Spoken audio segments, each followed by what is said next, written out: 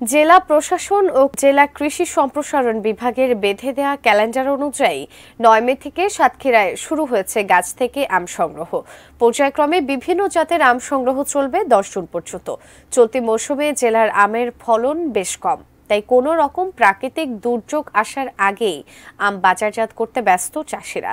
সাতক্ষীরার প্রতিনিধি এম কামরুজ্জামানের পাঠানো তথ্য ও ছবিতে ডেস্ক রিপোর্ট। স্থানীয় প্রশাসনের বেঁধে দেয়া ক্যালেন্ডার অনুযায়ী ৯ মে থেকে বোম্বাই ও গোলাপখাস, ১১ মে থেকে গোবিন্দভোগ, ২২ মে হিমসাগর, ২৯ মে ল্যাংড়া এবং ১০ জুন আম্রপালি আম সংগ্রহ ও বাজারজাত করা যাবে। বৈরী আবহাওয়ার কারণে এবছর আমের ফলন বিগত কয়েক বছরের তুলনায় অনেক কম হয়েছে। তবে সঠিক সময়ে বাজারজাত করতে পারলে লাভের আশা চাষিদের। অতিরিক্ত তাপের কারণে এবং আবহাওয়ার কারণে নষ্ট হয়ে গেছে, যার ফলে এবছর আমের দাম গত বছরের তুলনায় একটু বেশি। স্বাভাবিক আম ২০০০ টাকা থেকে ২৭০০-২৮০০ টাকা পর্যন্ত বিক্রি হচ্ছে। অতিরিক্ত তাপের কারণে দিকে আমের ভাগ কমে গেছে, সেই হিসেবে বাজার খুব ভালো।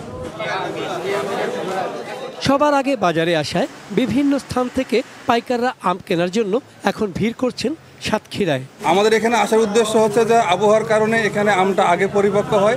আগের বছরের তুলনায় এবছর আম অনেক কম, এই কারণে আমের রেটও বেশি। যথেষ্ট পরিমাণ বাইরের থেকে লোক আসতেছে মাল কেনার জন্য এবং বাজারে আমও আসতেছে। আমি সিলেট থেকে আসছি এবং আমের বাজার মূল্য ভালো। আমি নিজে আম ২৭০০ টাকা মনে কিনছি, তারা ব্যবসা করতে আসবে, এখানে তা লাভবান হবে।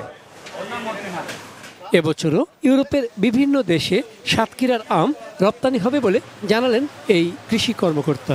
সাতক্ষীরা জেলায় ৪,১১৮ হেক্টর জমিতে আমের আবাদ হয়েছে। লক্ষ্যমাত্রা ধরা হয়েছে ৫০,০০০ মেট্রিক টন। আশা করছি এবারও অন্যান্য বারের মতো আম বিদেশে রপ্তানি হবে, এতে কোনো ব্যত্যয় ঘটবে না বলেই আমি মনে করি।